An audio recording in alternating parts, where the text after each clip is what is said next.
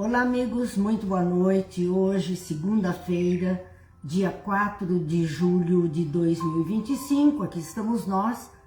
Julho não, agosto, 4 de agosto de 2025, aqui estamos nós, graças a Deus, para mais uma noite de estudos e reflexões. Na noite de hoje, segundas-feiras, nós temos visto a obra de André Luiz, hoje a terceira obra dele, Obreiros da Vida Eterna. Estamos no capítulo de número 4, que tem como título Irmão Gotuso. Nós iniciamos a semana passada e não concluímos o capítulo, então hoje é a primeira continuação desse capítulo número 4. Agradecendo já a companhia dos amigos, Sérgio, Júlio, Carol, Anda, sejam todos muito bem-vindos. Já a nossa internet aqui dando um probleminha, vamos ver se ela vai se comportar ou se nós vamos precisar mudar um pouquinho aqui ao longo do caminho. Mas de qualquer forma, vamos iniciar fazendo a nossa prece, agradecendo muito a Deus a oportunidade de estarmos fazendo essas reflexões. Pai de bondade, que a sua luz e a sua paz nos envolva, que as suas bênçãos, Pai, descendo sobre nós, ilumine as nossas consciências, apacente os nossos corações e fortaleça em nossas almas a fé e a esperança, para que continuemos a jornada que necessitamos empreender com o melhor sucesso possível das nossas realizações. Abençoa-nos, Pai, abençoa-nos, Mestre, hoje e sempre, que assim seja. Fernanda, muito boa noite. Vamos, Vera, muito boa noite. Terezinha, Célia, sejam todos muito bem-vindos. Agradecemos demais a companhia de todos que estão conosco nesse instante. E vamos dar continuidade, então, àquele capítulo 4, como dissemos, que tem como título Irmão Gotuso. Deixa só tirar um sonzinho aqui para não termos confusão na nossa reflexão. Mas esse capítulo, nós estamos vendo André Luiz conversando com um orientador daquela casa transitória onde eles fariam pernoite, estavam ali, e naqueles momentos, ou ter conhecimento daquilo que a casa poderia. Está contando da própria vida para André Luiz e das pessoas que ali estão, espíritos que foram resgatados de regiões bastante difíceis, bastante inferiores, espíritos endurecidos, espíritos enlouquecidos. Então a casa transitória recolhia para o devido cuidado, o devido abrigo. Lígia, muito boa noite. Marli, Thelma, sejam todos muito bem-vindos.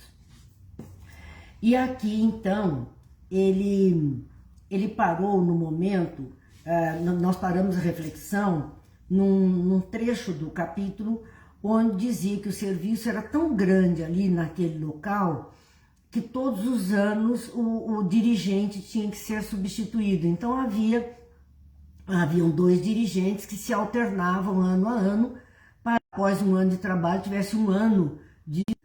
Eu vou tirar um pouquinho da licença, gente. Eu vou só arrumar aqui um pouquinho para que a gente não tenha problema. Ok, vamos lá. Acho que a nossa internet hoje tá ruinzinha por aqui, viu, gente? Mas, então, voltando aqui às reflexões, André Luiz, ele ouvia ali essa situação do serviço excessivo que aqueles dirigentes tinham responsabilidade naquele atendimento, porque a casa transitória, ela ia de um lugar para o outro, onde houvesse necessidade, onde houvesse espíritos a serem resgatados, onde houvessem dificuldades, que ela era um tipo de um hospital, não, mas como eu disse, um hospital de campanha.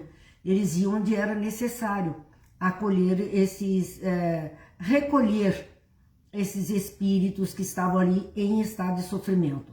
Claro que aqueles maldosos que estavam coordenando ou se aproveitando da vida deles no mundo espiritual como verdadeiros escravos, não queriam que eles fossem resgatados. Então a casa transitória, ela sofria constantes ataques dessa horda de espíritos imundos que tentavam destruir o socorro que chegava àqueles necessitados. E assim os dirigentes se desgastavam, precisavam trocar, aproveitava quem assumia e quem saía, ia para esferas superiores, realizar cursos, descansar, aprender, desenvolver técnicas para reassumir no ano vindouro.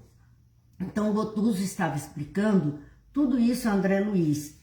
E ele dizia que ele também, como um trabalhador, ele tinha as horas de repouso, ele não tinha permissão nem direito ainda de ir a esferas superiores, ele não tinha essa qualificação, mas ele tinha horas de repouso ali mesmo, no próprio ambiente, ou ele ia para a crosta terrena, desfrutar de descanso em regiões de bosques, de jardins, onde ele podia usufruir dos eflúvios dos vegetais, de um ambiente mais puro. Então, era isso que ele dizia a André Luiz, que era assim que ele descansava.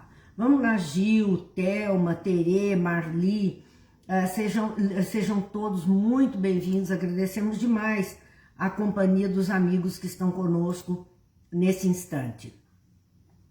Eu quero crer que a internet para você está indo bem, porque para mim aqui ela está complicadinha, viu?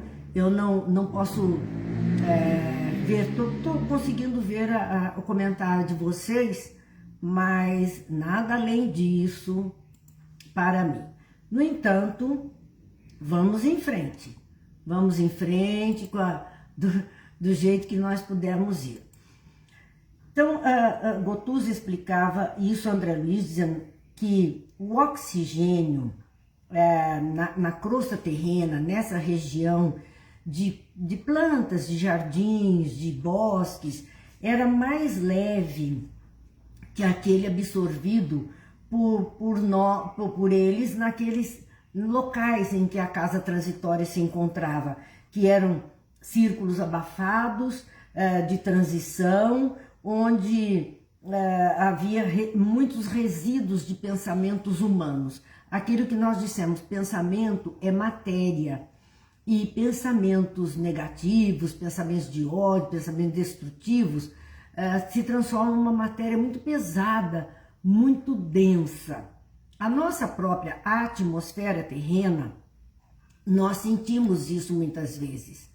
A gente, nossa, parece que a nossa atmosfera está tão carregada, ela está pesada, a gente vai sofrendo influência desse peso, que não é um peso trazido pelas nuvens, pelos ventos ou qualquer outro fenômeno atmosférico, mas é um peso formado ou constituído dessas vibrações mais negativas, mais destruidoras, mais materialistas. Então isso cria um ambiente pesado. Para eles era difícil até respirar num ambiente assim. Peter, muito boa noite, seja bem-vindo. Marli, muito boa noite. E ali então, ele explicando, André Luiz, isso, né, que aquele ar puro que ele ia receber na crosta terrena era assim, tonificante para ele, trazido pelos pomares, pelos jardins silvestres. Não é difícil a gente entender quando tantas vezes, vamos pensar, uma pessoa que está com os pulmões muito congestionados, ela está passando uma dificuldade respiratória, e muitas vezes o que aconselha ela? Faz uma inalação, ferva umas folhas de eucalipto, respira esse ar, coloca, seja lá alguma menta, alguma alfazema na água, no ambiente, isso vai ajudar a sua respiração. Então são eflúvios vegetais que purificam um pouco, porque afastam tanto do negativo que está no nosso entorno. Do modo geral, as plantas aromáticas, canela, alecrim, que nós vemos a arruda, são plantas aromáticas, né? Manjericão, manjerona, orégano, são plantas aromáticas. Essas plantas aromáticas, e isso botanicamente falando, não é uma crendice, elas têm o seu óleo, o seu princípio ativo, o seu óleo, o óleo que ela produz, né? A sua essência ela é considerada como planta, são consideradas como plantas quentes. Elas aquecem, elas elevam a vibração de um ambiente. Então são plantas que têm como função para nós de purificação do ambiente, de melhoria do nosso ambiente, porque elas conseguem fazer essa limpeza do ambiente. E eu não estou falando nem do astral do ambiente, eu estou falando mesmo do próprio ar do ambiente onde nós estamos. Então muitas vezes era preciso, sim, é preciso que a gente entenda isso. E os espíritos vêm buscar também essas energias, esse ar mais puro, esses princípios ativos que elas exalam, né, que são os seus perfumes. Então esses princípios ativos, eles funcionam desta forma, são plantas medicinais. E por conta disso, elas trazem esse conteúdo fantástico que nós todos podemos então aproveitar. Então ele também fazia isso, falando do oxigênio. As árvores, a água, as flores, os frutos da natureza, mesmo com as emanações empestadas de multidões ignorantes e caprichosas, permanecem repletas de substâncias divinas para quantos de nós que começam a viver efetivamente em espírito. Veja que coisa maravilhosa.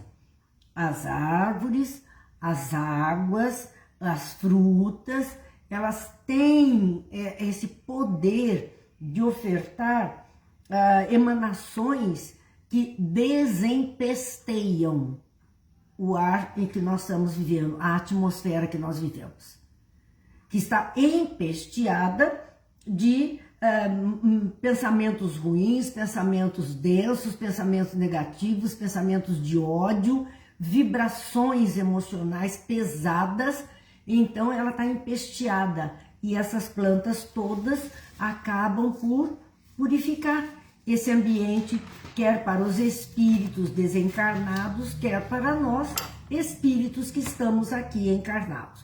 Lia, muito boa noite, seja muito bem-vinda. Vamos agradecendo, Vera, seja bem-vindo, Tereza, Gil, sejam todos muito bem-vindos.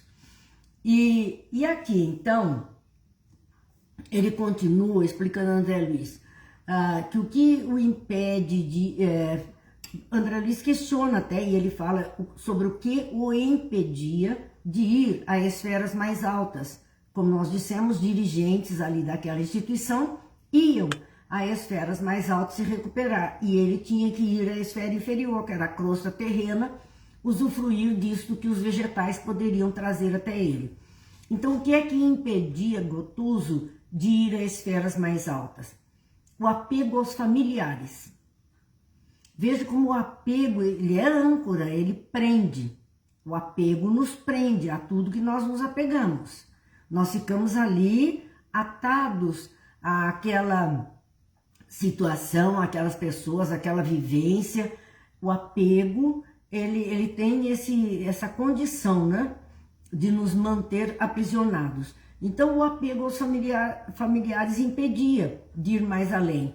Por quê? Ele desencarnara, Gotuso, com a promessa de felicidade da esposa. Aquela ideia até que o casamento na tradição católica traz, né? Na saúde, na doença, na alegria, na dor, e até que a morte, e as pessoas dizem assim, nem a morte separa. Então aquela ideia de fidelidade que era trazida e que existe mesmo, essa ideia de fidelidade, e ele desencarnara com essa promessa de fazer a esposa feliz. Que é a ideia, eu vou fazer alguém feliz.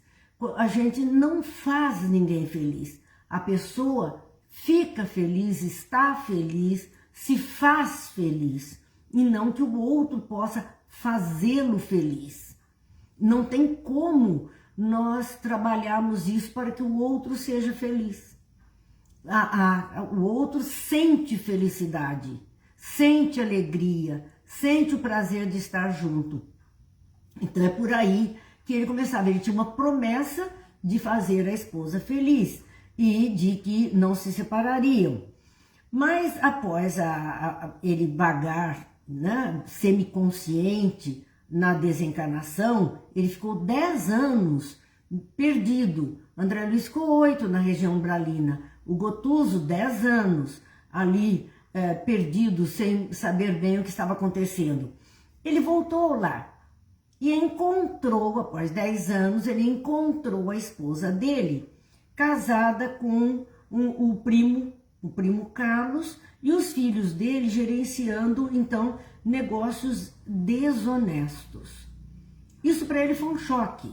E André Luiz passara também por essa experiência, porque ele também voltou 10 anos depois em visita à esposa e aos filhos, e ficou chocado porque encontrou a esposa casada com outro homem e os filhos já todos moços. Só que ele teve ali a felicidade até de ver que ela estava bem, e os filhos também foram criados por aquele seu amigo que cuidou deles, que assumiu a tarefa. Ele reconhece que se ela não tivesse tido a ajuda, o que seria dos filhos.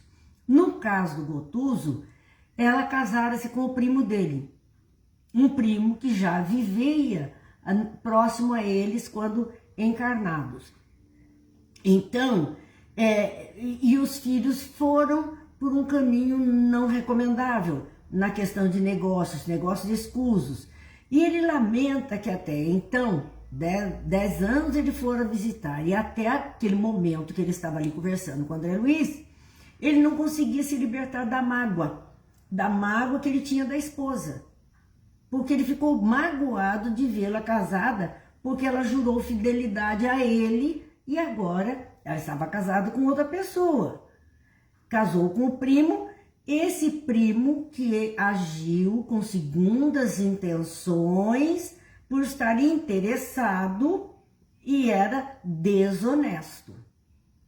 Então, no quesito da doença que o levou à desencarnação, aquele primo estava sempre por ali, e o primo deu um jeito de ficar na família para aproveitar o patrimônio, os bens que ele tinha, e que era uma pessoa, ele se aproximou por interesse, não era porque verdadeiramente gostava dela, ele tinha interesse naquele patrimônio.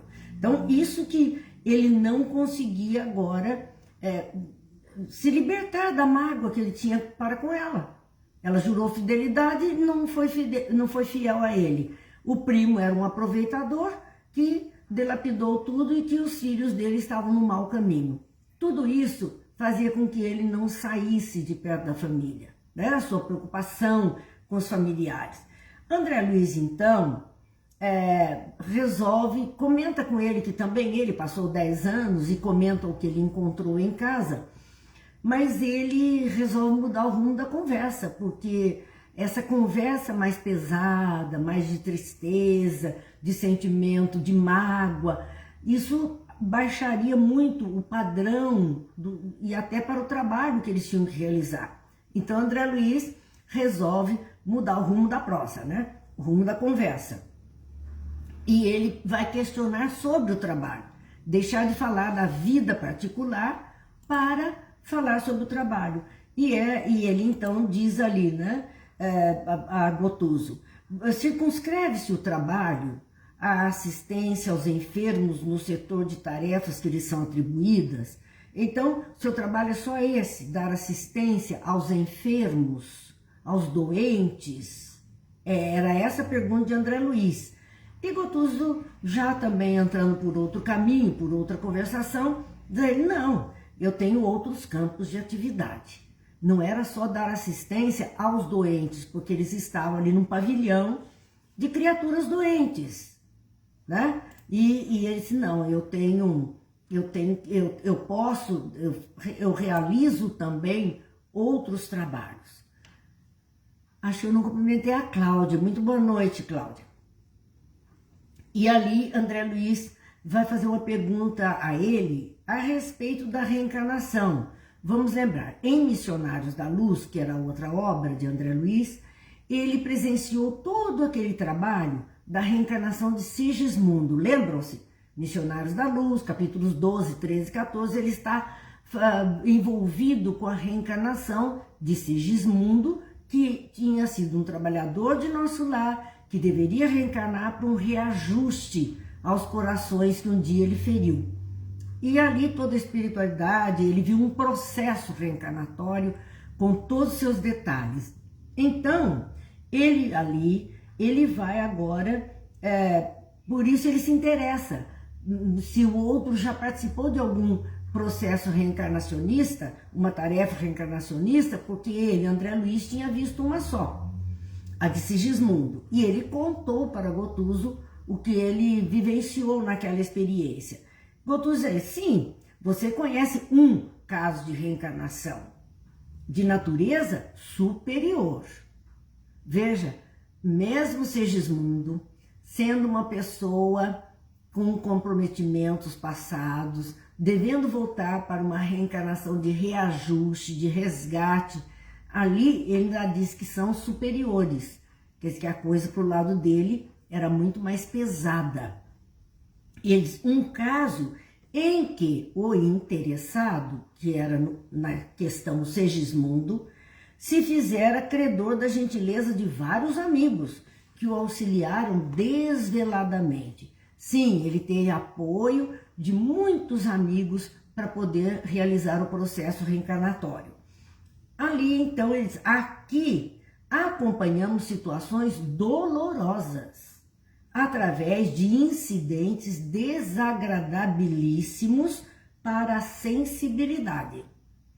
São trabalhos reencarnacionistas de ordem inferior, mais difíceis e complexos. Não calcula o que sejam. Ali, eles também trabalhavam por reencarnações, para ajudar em reencarnações. Mas anteriormente nós já tínhamos visto que muitos dos que são socorridos ali na casa transitória, dali mesmo voltavam num processo reencarnatório, porque a necessidade era grande demais desses espíritos muito comprometidos de se reajustarem. Só que eles já estão deixando claro, olha, são reencarnações difíceis, são processos reencarnatórios muito complicados, porque não são espíritos lúcidos e com condição de até escolher, como foi Sigismundo, eu vou estar junto com eles, vamos fazer assim, e que tinham um rol de amigos no plano espiritual mais elevado que o ajudaram. Aqui não. Muitos deles não tinham sequer noção, eram reencarnações chamadas expiatórias, onde o espírito não teve a condição de escolha, lhe foi imposta aquela condição porque entendiam que era o remédio amargo que ia dar certo para ele.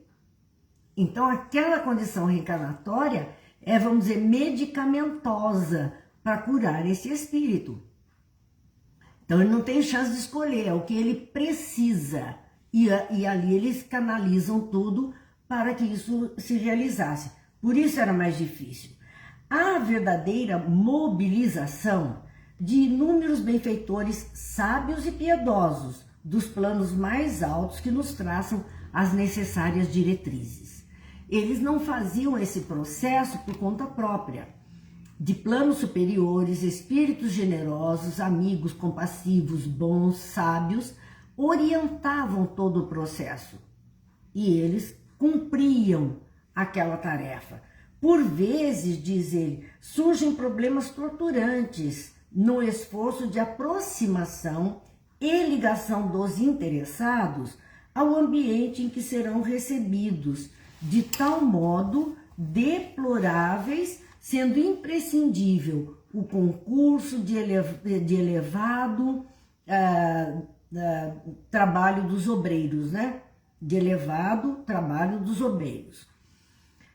Então vamos lá tentar entender. Ele disse que são reencarnações difíceis, que às vezes a aproximação do espírito reencarnante daqueles que serão os seus pais, daquela que será a sua família, não é uma coisa tão fácil. Não é. E aí nós vamos entender que existem gravidez onde o processo da gestação é complicado. muitas vezes criam-se neuras, comportamentos esquisitos das mulheres grávidas para com a família. Outras vezes é aquele que exercerá o papel de pai que se desajusta diante de uma gravidez. Ele não se encaixa naquilo, ele não se sente confortável, ele se estranha, ele não se agrada. E aí a gente fica pensando, meu Deus, mas por que será? Por que será? Eu conheci uma pessoa que o primeiro filho, na gravidez, ela não podia olhar para a cara do marido. Ela passava muito mal, mas muito mal. A tal ponto foi essa história que ela teve que passar os últimos meses de gravidez na casa da mãe. E o marido vinha ver de vez em quando, porque ela não podia ir para a casa dela. Ela só foi para a casa dela depois que o bebê nasceu. Daí as coisas foram se acalmando e tudo bem. Quer dizer, o que justifica uma pessoa que casou porque gostava, porque queria estar junto, porque achava que era isso mesmo, e numa gravidez pega uma aversão tão grande àquele ou aquela que é o parceiro compondo esse casal, que será pais daquele que está chegando. Quer dizer, o que justifica isso? Essa aversão que não existia e que depois da gravidez volta tudo aquele ponto de equilíbrio. E nos outros filhos que ela teve não aconteceu isso. Não houve essa rejeição, não houve essa dificuldade, não houve.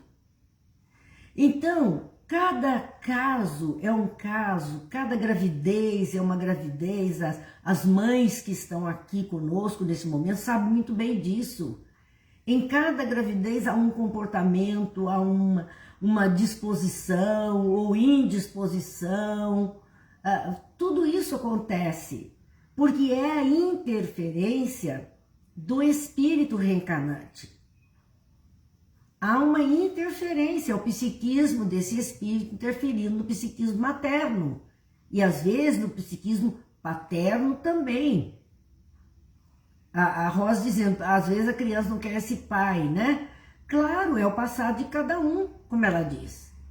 Há uma aversão, são espíritos que vêm e batem de frente e não se enquadra, não se aceita, não se ajusta. É difícil essa chegada, esse relacionamento. Então aqui nós vamos ver ele falando sobre isso. E olha, ele está usando uma palavra dizendo que muitas vezes era difícil a aproximação desse espírito daquele lar, daquela família. Porque antes da gravidez física, né, antes que aconteça o ato sexual, onde vai haver fertilização do óvulo materno pelo espermatozoide paterno, dando origem à célula ovo, que é o primeiro momento materializado da reencarnação, aquele espírito que vai reencarnar ali, ele já é trazido pela espiritualidade antes, para começar a se aproximar, para começar a sentir a família, para ir se adequando àquela vibração do ambiente que ele vai estar. Então, até no caso de Sigismundo, a gente vê que ocorre André Luiz até fala de uma gravidez perispiritual, onde no mundo espiritual, aquele espírito reencarnante, já miniaturalizado na forma de um bebê, é como que acoplado no corpo espiritual da mãe. Então ela já se liga com ele a partir dali, para ele estar junto. Agora ele não sai de perto dela, ele já está perto dela, mesmo antes da formação da primeira célula, ovo que vai dar origem ao seu corpo físico. Ele já está ligado, vinculado, conectado. Então já há uma vibração de parte a parte, da mãe para o filho e do filho para a mãe. Já há essa conexão o tempo inteiro funcionando. E poderá haver rejeição ou aceitação. Então são mediante o quê? Vibrações que nós produzimos reconhecimentos de vivências anteriores, do passado. Tudo isso vai sendo... Então cada reencarnação, embora possa haver vamos dizer, um programa reencarnatório, um mecanismo que é igual para todos, se não tiver uma célula, se não tiver uma célula feminina, uma célula masculina para dar origem à célula ovo, isso é mecânico, isso tem que existir. De qualquer forma, os gametas masculino e feminino têm que se juntar para dar origem a um novo corpo, que será habitado por um espírito. Então, quando nós vemos isso, nós vemos como cada caso é um caso. E que as histórias não é aleatória. Por mais aleatória que possa parecer, essa história tem muita raiz, muita situação. Jaqueline, muito boa noite. Sebastiana, muito boa noite. Sejam bem-vindas. Marina, eu não disse boa noite para Rosa, mas estou dizendo agora. Muito boa noite. Sejam todos muito bem-vindos. Adélia, a gente agradece muito, viu? A companhia de todos que estão conosco nesse instante. Eu acho que o YouTube aqui deu uma caída. Será? Vamos deixar aqui para ver se vai continuar a nossa gravação ou não, viu, gente? Eu já não estou nem ciente mais desse funcionamento aqui. Como as coisas hoje estão mais dificinhas, se porventura o YouTube parar, depois a gente posta lá, eu vou ver no final e qualquer coisa a gente posta a gravação do Facebook lá no YouTube, porque há pessoas que seguem só por lá. Então aqui, ele está explicando essas coisas, André Luiz, dizendo, segue-se a reencarnação expiatória de inenarráveis padecimentos. Então veja,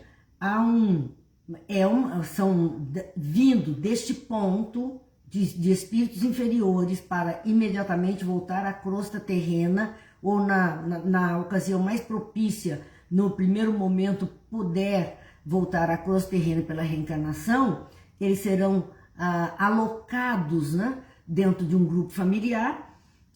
É uma reencarnação expiatória. Então não é uma reencarnação para ajuste ou para uma vivência mais tranquila. Expiatória é que tem cobrança grande, tem um peso grande. E ele diz, numa reencarnação, é por conta dessas dificuldades de entendimento que uma reencarnação expiatória traz inenarráveis padecimentos pelas vibrações contundentes do ódio e das humilhações primitivas. Então imagine bem unir, né, esses espíritos que entre si têm dívidas e cobranças, têm ódio, têm ausência do amor. É claro que a coisa vai correr de uma forma um tantinho mais difícil, né? Mas quando nós conseguimos, como diz o Gil, equilibrar os nossos sentimentos, as nossas energias, tudo flui de uma forma mais fácil. Célia, muito boa noite.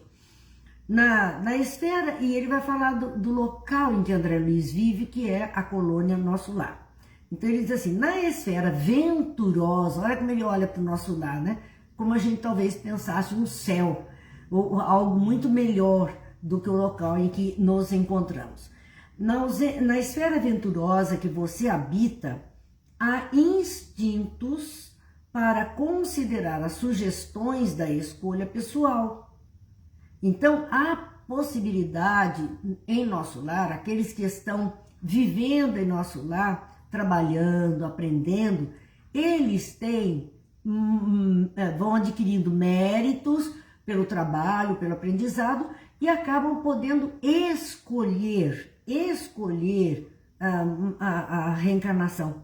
Faz uma escolha, sugestões de escolha pessoal. Ele pode sugerir, olha, eu queria ir, eu preciso me acertar aqui, mas nessa encarnação só isso aqui tá tudo bem, eu vou dar conta e vou me preparar para isso. É assim que ele vai, então, poder fazer. Mas aqui, dizia ele, as condições são diferentes. A pessoa não pode sugerir, ela não tem autonomia para isso, ela não tem crédito suficiente para essa escolha. Ela vai ter que aceitar o que for trazido para ela como o melhor caminho. É aí que ela vai ter que aceitar. Almas grosseiras e endividadas não podem ser atendidas em suas preferências acerca do próprio futuro. Olha, gente, que lição. Almas grosseiras e endividadas não podem ser atendidas em suas preferências acerca do próprio futuro. Elas escolhem, elas são grosseiras, elas vão escolher qualquer porcaria, qualquer coisa complicada, qualquer dificuldade, às vezes até vinganças, desejo de destruição, são almas grosseiras. Então, se deixar por conta delas, vai haver desordem, vai haver baderna, vai haver destruição, porque elas não têm uma visão maior dos fatos, não sublimam, estão presas a instintos muito animalizados, almas grosseiras e endividadas, quer dizer, comprometidas com o outro, ou porque o outro a fez sofrer, ou ela fez sofrer, e agora ela quer reencarnar para fazer o acerto. Então, elas não podem, não são atendidas em suas preferências, elas pedem, me deixe ir porque eu vou acertar, me deixe aí porque agora eu vou destruir aquilo outro. Elas pedem, mas elas não podem ser atendidas nesses pedidos com relação ao seu próprio futuro. Enquanto o outro, que está mais amadurecido, mais esclarecido, mais bem posicionado, ele diz, olha, eu gostaria de ir para me ajustar aqui, aprender ali. E muitos dos seus pedidos são atendidos. Mas no caso desses inferiores, mais grosseiros, mais animalizados, não tem. São as reencarnações compulsórias ou expiatórias que eles vão ter, sem poder de decisão. Não tem autonomia. O livre-arbítrio deles está cassado, não pode mais. Então ele diz, em virtude do quê que elas não podem? Da ignorância deliberada em que se comprazem. Porque eles têm prazer na briga, têm prazer na destruição, têm prazer em infernizar a vida dos outros. Isso para eles é prazeroso. Sabe? É aquele sadismo. Então não pode deixar. Eles não podem fazer escolhas sozinhos. Porque vai ser muito complicado eles quererem agir dessa forma. Então eles vão, eles se comprazem no mal, indefinidamente e de acordo com aqueles que a tutelam das regiões superiores, são compelidas a aceitar os roteiros estabelecidos pelas autoridades competentes para os seus casos individuais. Cada caso é um caso. Então eles são ali amparados, assistidos, o caso deles é pensado, eles vão para uma reencarnação corretiva. E isso é muito individual. É correção para aquela alma perturbada que está ali. Se deixar por conta dela, vai sair e fazer bobagem. Quando ela está num ambiente de correção, os outros é que estão determinando o seu caminho. E ela vai ter que aceitar isso para seguir adiante. Aceitar as condições dessa reencarnação, né? São condições, há condicionais para ela, para que ela possa seguir adiante. Fernando está dizendo, são pessoas que não têm paz e não querem que os outros tenham. É fato. A alegria delas está em perturbar. Ela não tem sossego, o outro também não vai ter. É infernizar a vida do outro. A vida dela é infernal, ela quer infernizar do outro também. Se eu não posso, nem ele pode. Então, vamos destruir. É isso, é o tipo de comportamento. E se deixar por conta deles, a loucura campeia. Então, eles são cerceados da liberdade de ação. Eles não podem agir com total liberdade, porque a liberdade deles vai custar a dor do outro, a dificuldade do outro, a tragédia na vida do outro. Então eles têm que ser mantidos sob uma cautela de acontecimentos, vigiados por essa espiritualidade. Então são eles que vão determinar um programa reencarnatório onde eles fiquem mais contidos, que não possam agir abertamente como gostariam. Almas grosseiras, então, é assim que são tratadas. E ali ainda diz mais, né? Por nossa vez, somos executores das providências. Então, olha o que ele está dizendo. Eu aqui, eu não decido nada, eu não determino nada. Aqui na casa transitória, nós não determinamos. Nós só executamos as providências que a espiritualidade superior nos envia com relação a essa, aquela ou aquela pessoa. Então ele diz, eu só executo, né? Eles são somos executores das providências e constitui-nos obrigação vencer os mais extensos e escuros obstáculos. Eles eram a linha de frente, os que iam para o combate, recebendo uma voz de comando da direção. E precisariam ser pessoas muito fortes, espíritos muito aguerridos àquela proposta, numa intenção de melhorar a si mesmo, ajudar de todas as formas, compensar muitas vezes as próprias dificuldades, porque eles iam vencer obstáculos extensos e escuros, resgatar de regiões infernais, acolher ali, cuidar e preparar para a reencarnação e num contido, né? Era contido, não era fácil. Então aqui ele está dizendo do trabalho, e nós não decidimos, nós cumprimos o planejamento, nós temos que trabalhar e dar conta disso. O Gil dizendo, muitos veem ruim até péssimo sem passar pelo programa de reencarnação. Não, Gil, todos passam por um programa de reencarnação, porque ninguém vem para ser ruim, ninguém vem para ser péssimo. Este que hoje é ruim foi terrível no passado. Ele está contido, ele está limitado um tanto. Não lhe dão total liberdade não, porque se desse ele seria o transtorno perfeito na face da Terra. São espíritos complicados, maldosos, ruins, que estão ali mais contidos e assim mesmo conseguem fazer as dificuldades. Mas ele não reencarnou para exercer essas maldades a todo dia na vida. Ele reencarnou para melhorar, para progredir. E às vezes a gente olha e diz assim, nossa, mas pelo amor de Deus, essa criatura não tem nada que salve. Não, pode ter certeza que no pior que ela esteja se manifestando aqui, ela já foi pior ainda, muito pior.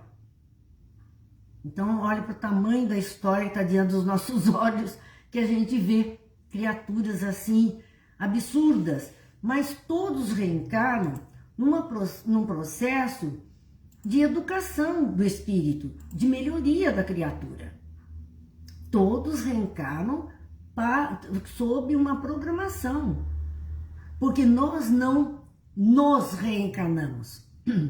Não há uma auto-reencarnação. Não há. Por isso que todos estão num processo onde tem aqueles que dirigem. Porque nós somos reencarnados. Há uma equipe que nos ajuda num processo reencarnatório. Mas nós não nos auto-reencarnamos. Não tem como. As pessoas ficam ali, são vigiadas, são cuidadas, mas é que há pessoas muito difíceis, né? Há espíritos muito agressivos, muito perturbados. Quando nós vemos hoje uma palavra que nós conhecemos, que é a psicopatia, são pessoas que têm doenças de comportamento no meio de uma sociedade, comportamentos tresloucados. Quer dizer, olha como esses espíritos são difíceis. Difíceis. E vêm, estão contidos, alguém programou aquela reencarnação para ele se melhorar. Ele está tendo uma oportunidade de modificar alguma coisinha. Serão muitas reencarnações para ele ir depurando. Não é também, Gil, não é piorar, né, pela vaidade, pelo orgulho, o poder. Não é piorar. Isso é o que ele é. Pela vaidade, pelo orgulho e pelo poder. Então, o que ele precisa minimizar? Esse espírito precisa minimizar. Ele não vai piorar. Porque senão seria retrogradar. E os espíritos não retrogradam. Os espíritos vão sempre adiante. Ele pode até estacionar, emperrar num ponto. Mas a lei é evolutiva. Ele tem que ir adiante. Não retrograda. Por isso que eu disse, por pior que ele seja hoje, já foi 10 vezes pior no passado. E se existe nele o orgulho, a vaidade, o poder, que o fazem se comportar tão mal, que aos nossos olhos parece que essa criatura não tem conserto, e que é tão pior, pode saber, ele está aqui para trabalhar exatamente isso. Ele vai enfrentar momentos em que essa vaidade vai se ruir, em que esse orgulho e o poder ele vai perder e a vaidade vai desabar. Porque é só assim que ele vai aprender. Então são reencarnações difíceis. A Beth diz, reencarnação é misericórdia divina, nos dando oportunidade de refazermos lições não aprendidas. Exatamente. Né? E o Gil dizendo, o Peter dizendo, tem pessoas tão difíceis que não dá sequer para se aproximar. Claro que não há nem empatia. Mas nós precisamos, de alguma forma, vibrar o bem. Fazer uma oração, pedir a Deus que clareie essa mente e abrande esse coração, para que essa criatura possa ir se burilando. É como um diamante bruto que vai sendo lapidado pela vida. Então, a vida, ela vai trazendo as ferramentas de lapidação, não tenham dúvida. Às vezes a gente olha assim, mas parece que não tem solução. Tem. Pode ter certeza, porque todos são filhos de Deus. Então, é a misericórdia divina permitindo que a gente vá em frente. Então, ele aqui, Gotuso, veja bem, nós vamos ver o próprio exemplo de Gotuso. Ele dizendo, aqui nós estamos então para dar conta do que é pedido pela espiritualidade superior. Nesses casos da reencarnação expiatória ou compulsória, vemos pais e mães que repelem instintivamente a influenciação dos filhinhos antes do berço. Quer dizer, antes daquela criança nascer, né, ou aquele espírito reencarnar, os pais repelem, não querem. Quantas vezes nós já vimos criaturas quererem exterminar até a vida daquele ser que está em gestação e não consegue. E ele escapa de todas as formas. E ele vem, e a pessoa não se agrada, ela não aceita aquilo, e a gravidez vai indo, a trancos e barrancos, mas vai indo. Porque é essa rejeição entre esses espíritos, dando pastos à discórdia. Olha o que esse espírito reencarnante pode fazer no meio da família. Discórdia. Começa aquilo que eu disse dessa pessoa que não podia olhar para a cara do marido. Não podia. Ela passava mal de olhar. Quer dizer, era ela ou era a influência do espírito reencarnante que fazia isso no meio deles? Então, dando passo à discórdia e antagonismos aparentemente injustificáveis. Injustificáveis. Até moléstias indefiníveis. E abortos criminosos? Dão origem a moléstias indefiníveis. Surge uma doença no meio do caminho ali entre o pai, a mãe, a família, que ninguém diz. influência daquele espírito que está reencarnando naquele grupo onde ele é antagônico, onde ele é um inimigo declarado. E ele vem para amenizar, para rédea, para poder ser direcionado. Então aqui, Gotuso diz a André Luiz simplesmente: repare. Primeiro, há espíritos que se esforçam nas aquisições da luz divina, através de serviço persistente na própria iluminação. Trabalham e trabalham muito para se melhorar. Conquistam o intercâmbio direto com instrutores mais sábios, aprimoram-se pelos atos meritórios a que se consagram e podem escolher seus elementos de vida nova na crosta terrena. Então esses são os que, de alguma forma, mereceram. Fizeram por merecer, estavam em condições de boa aplicação, mereceram. Os servos do ódio, que são esses espíritos bem inferiores, que trazem o ódio dentro deles, odeiam a tudo e a todos e querem destruir a tudo e a todos. Os servos do ódio, do desequilíbrio, da intemperança e das paixões, que se preparem para as exigências da vida. Porque para eles não vai ser fácil, eles não vão poder escolher, outros escolherão por eles e eles terão que enfrentar tudo isso. Os primeiros, aqueles bons que conseguem então o equilíbrio, os primeiros, a reencarnação será bênção. Aos outros será necessidade e legítima imposição do destino criado por eles mesmos. Virão em reencarnações complicadas, difíceis, portadores de muitas complicações e dificuldades na própria vida, porque eles é a semeadura e a colheita. É sempre assim. Nós estamos sempre colhendo aquilo que semeamos. Então, vamos já com o nosso tempo aí se esgotando, não concluímos, ficou mais um trechinho desse capítulo ainda, porque a reencarnação é alguma coisa tão importante, que nos ajuda a entender tanto da vida, que nós nos detemos nela pela importância e para a gente perceber. Não há, eu acho que não existem duas reencarnações iguais. Não existem. Nem quando são gêmeos. Dois espíritos reencarnando na mesma oportunidade, no mesmo ventre materno, na mesma ocasião. Nem isso. São dois espíritos, são dois indivíduos, são duas criaturas diferentes, com histórias diferentes. Um pode ser manso, o outro é bravo, um é arredio, o outro é amoroso, porque essas são as características do espírito, mesmo aproveitando o embalo indo em dose dupla, mas são características definidas por todos eles. Vamos lá então, nossa prece de Cáritas, como toda segunda-feira, e que Jesus se compadeça, nos ajude também a entendermos um pouco mais dessas criaturas que causam tanta dificuldade na Terra. Não é fácil, não é fácil nós, como disse o Peter, até nos aproximarmos, né?